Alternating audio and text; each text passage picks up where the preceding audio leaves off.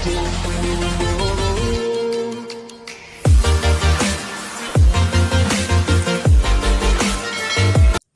សូមជម្រាបសួរនិងសូមស្វាគមន៍មកកាន់ Channel The Line TV ថ្ងៃនេះដែរសូមលើកយកម្ហូបមួយមុខទៀតទេណា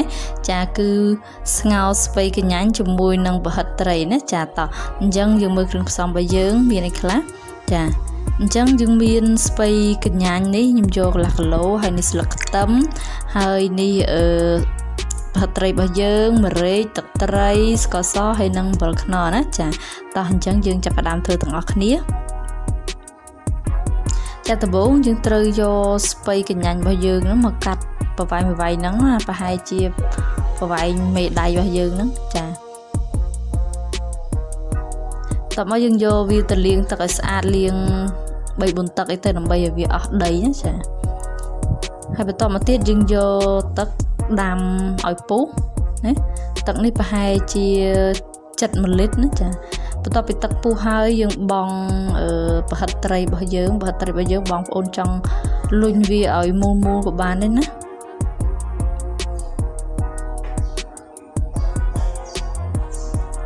ចាអញ្ចឹងដើម្បីកុំឲ្យជាប់ខ្ញុំ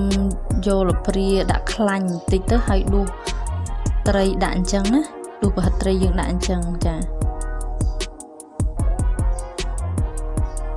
ហើយយើងទុកវាឲ្យពុះណាបន្តមកទៀតយើងដាក់ទឹកត្រី4 ស្លាបព្រាបាយអំបិលខ្នុរ1 ស្លាបព្រាបាយស្ករស1 ចុងស្លាបព្រាបាយ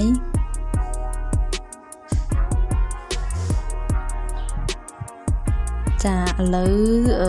ពុះហើយសាច់ប្រហិតយើងក៏ឆ្អិនដែរអញ្ចឹងយើងដាក់បន្លែចូលទៅ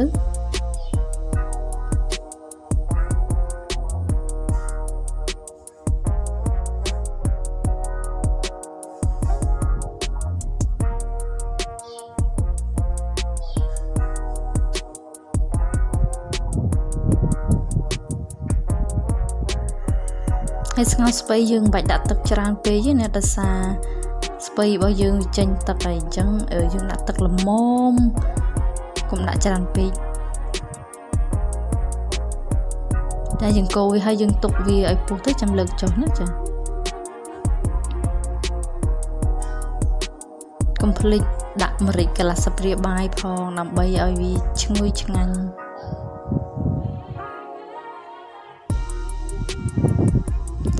ឥឡូវពុះហើយយើងសាកភ្លក់មើលថាល្មមហើយនៅគ្រឿងយើងដាក់មិញហ្នឹងណា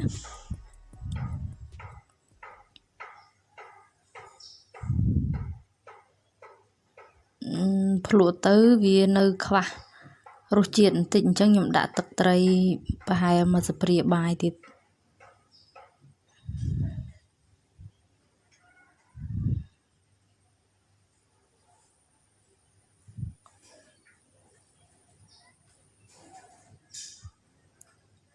អូខេអញ្ចឹងល្មមហើយសម្លយើងឆ្អិនហើយណាអញ្ចឹងយើងដួសដាក់ចានហើយរោយស្លឹកខ្ទឹមបន្តិចមកជាការស្រេចណាចាអញ្ចឹងសូមអរគុណសម្រាប់ការចូលទស្សនាបើសិនជាបងប្អូនចូលចិត្តវីដេអូនេះសូមជួយចុច like និងជួយចុច subscribe ដើម្បីទទួលបានវីដេអូថ្មីៗចាជួបគ្នាវីដេអូក្រោយ